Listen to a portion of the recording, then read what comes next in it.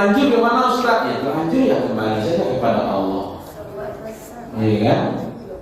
Kalau terlanjur selama belum sampai nyawanya di tenggorokan, di wayir, maka Allah masih menerima taubat. Tapi kalau sudah sampai di tenggorokan, maka tidak ada taubat lagi, ya kan? Itu yang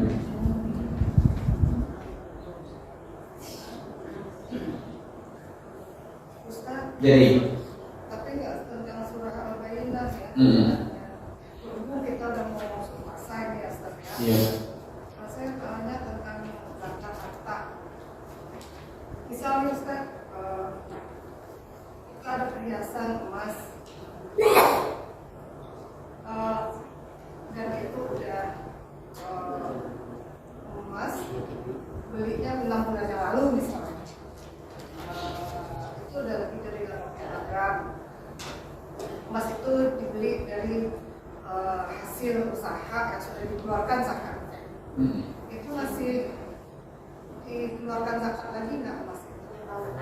Kemudian tahun depan yang itu masih ada, terus saya tambah lagi, itu kena lagi nggak? Ditambah atau tidak itu ini lagi nggak dikenain zakat lagi nggak? Apakah itu berlaku juga untuk emas batangan?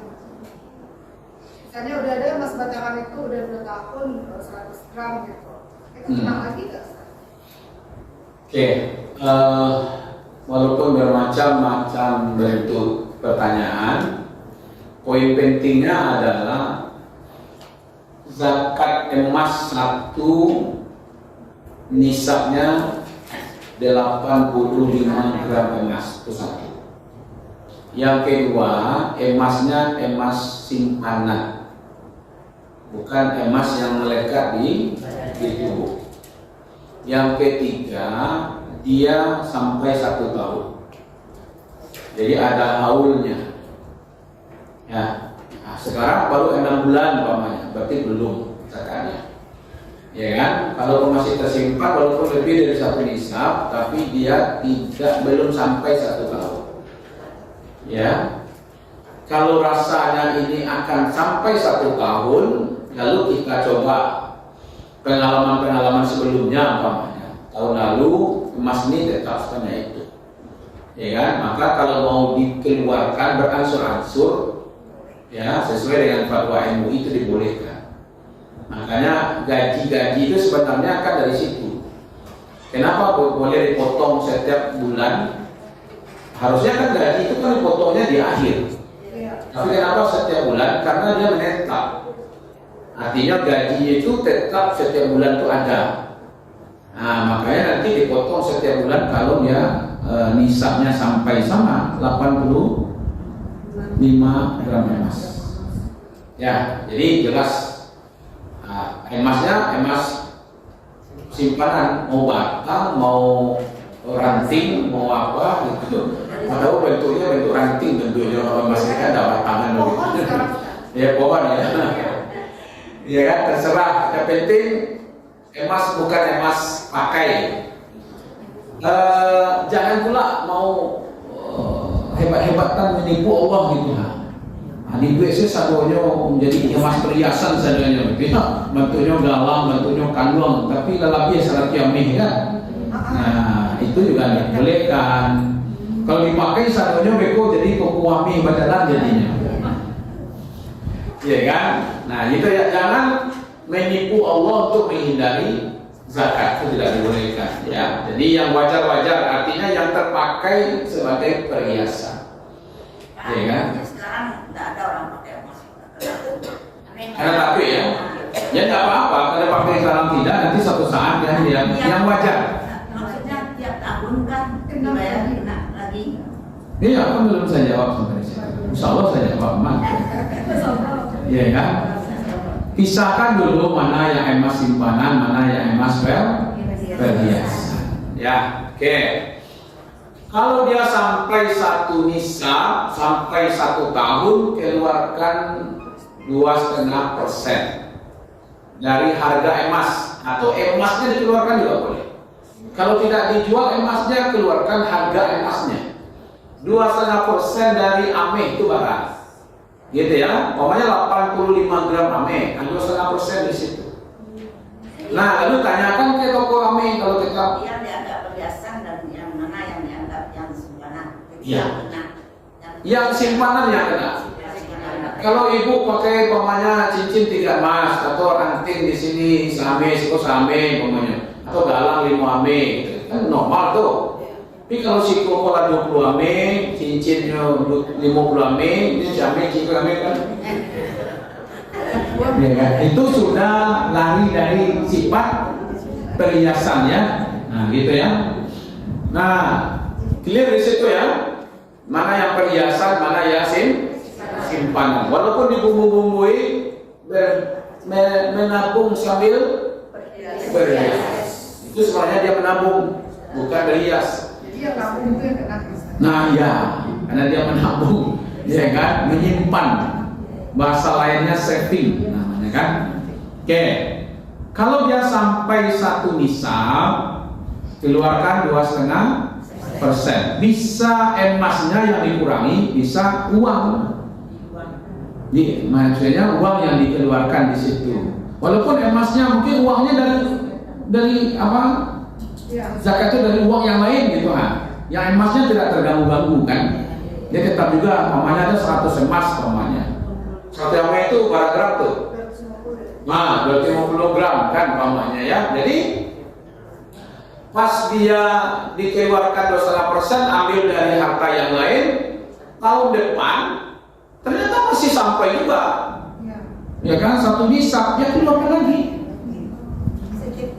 Berarti Iya. simpanan ini kalau emas dikeluarkan Tiap tahun. Iya kan? Nah, lalu datang jemaah protes begini, Ustaz, itu hadiah mewah Ustaz. Kalau hadiah mewah tidak usah zakat. Jangankan hadiah mewah. Iya kan? Tidak cukup saja 1 nisab, tidak apa enggak zakat. Jadi tunggu hadiah mewah. Karena dikurangi 1,5%, dikurangi 1,5%, 2,5%. Oke, saya ikuti alur berpikirnya. Kalau saya keluarkan 2,5% setiap tahun, nanti bisa habis emasnya. Gitu ya. Ibu bayar pajak mobil nggak? Dari mana uangnya?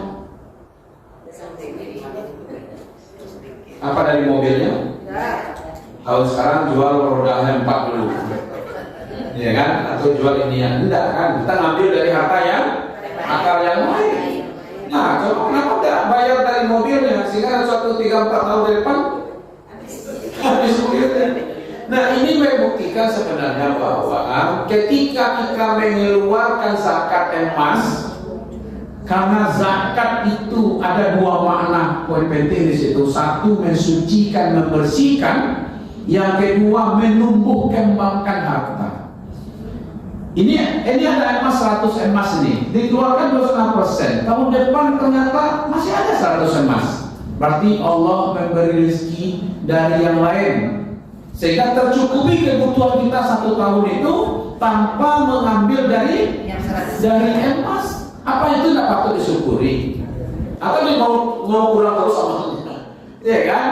Bisa kita bayarkan dengan yang lain. Berarti Allah emas ini tidak terganggu-ganggu oleh kehidupan kita 1 tahun, oleh kebutuhan kita 1 tahun, karena Allah memberi rezeki yang lain. Nah, itu cara berpikirnya.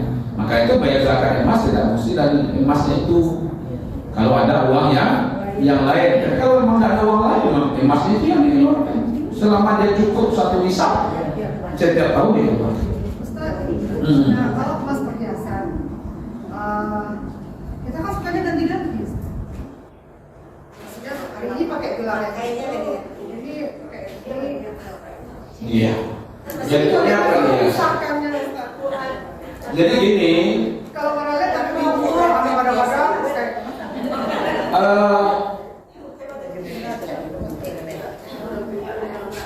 nah, misalnya kan saya kan ada keluarga yang di orang utara lah ya, apa itu emasnya yang 24 kemudian gede gitu.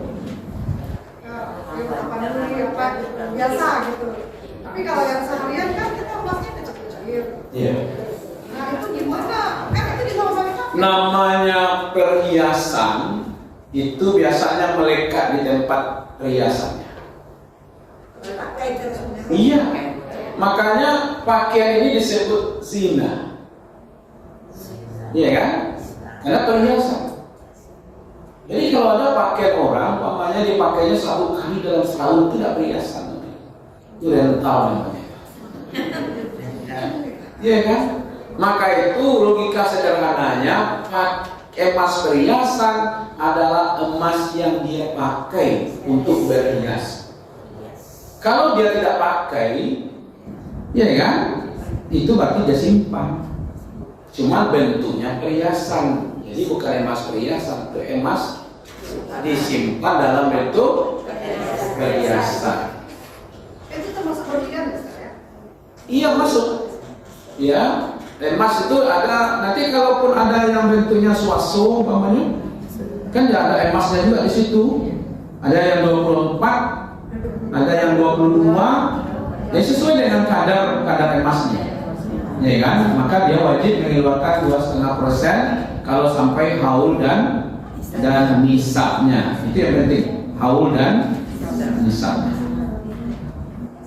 Ya. Berlian itu kan nggak emas, Ustaz. Hah? Berlian itu kan nggak emas. Dia nanti masuk kelompok harta dan barang berharga. Ya. Maka itu yang kita yang berarti masuk, Ustaz. masuk. Jadi maksudnya begini Ibu,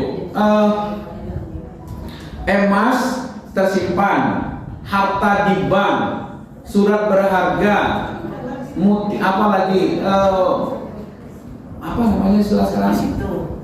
Ya itu masuk simpanan tuh, deposito. Bitcoin. Ya selama itu hak itu milik kita, Kemudian masuk dia di situ, ya kan?